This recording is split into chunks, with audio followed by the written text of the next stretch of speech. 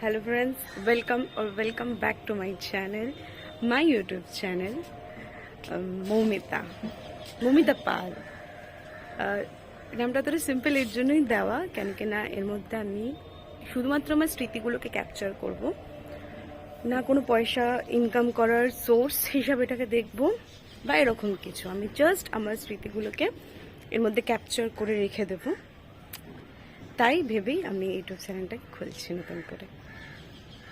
তো বেশি ইন্ট্রো দেবো না, কারণ কি ইন্ট্রো দেওয়ার কী আছে। জাস্ট আমার এই চ্যানেলটা যদি কেউ ভবিষ্যতে দেখে, আমি যদি না থাকি তখন, তার জন্য বলে রাখছি এইটা আমার ডায়েরি হয়ে থেকে যাবে।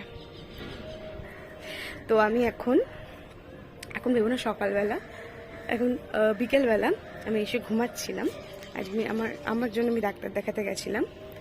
এখন এসে আমি ঘুমাচ্ছিলাম, ঘুম থেকে উঠেই আবার মাথায় অনেক দিনের প্ল্যানটা ছিল, এটা হঠাৎ করে এলো।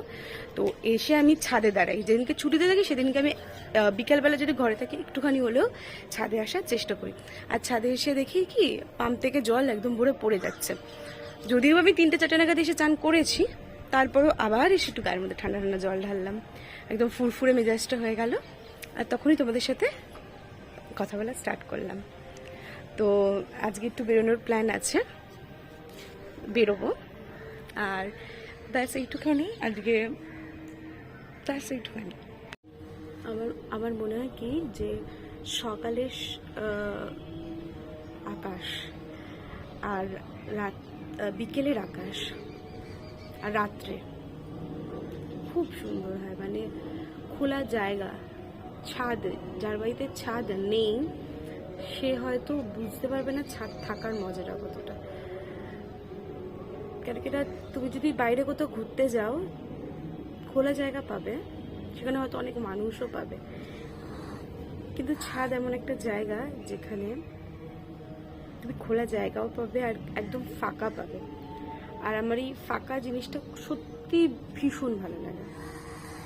এখানে যদি আমার সাথে অন্য কেউ থাকতো, আমি কিছুক্ষণ পর হয়তো নেমে যেতাম, কিন্তু যেহেতু আজকে এখনো পর্যন্ত কেউ নেই, আমার বসবো, শুধুই বসে থাকতে পারবো, কোনো আমার কাজ করতে লাগবে না। আমার এরকম খালি জায়গা একা থাকতে, বা কিছু পছন্দের মানুষ থাকলেও ক্ষতি নেই, মানে 1-2 পছন্দের মানুষ বলতে একেবারেই যারা আপন, মাঝে মাঝে সেটাও লাগে না। আমি একা মাঝে মাঝে পছন্দের মানুষ থাকলেও আমার বিরক্ত হয়, মানে একা থাকি, এত ভালো লাগে।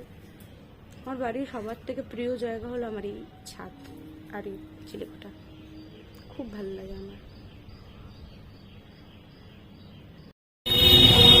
বেরিয়ে পড়েছি অপরের বাড়িতে যাওয়ার জন্য।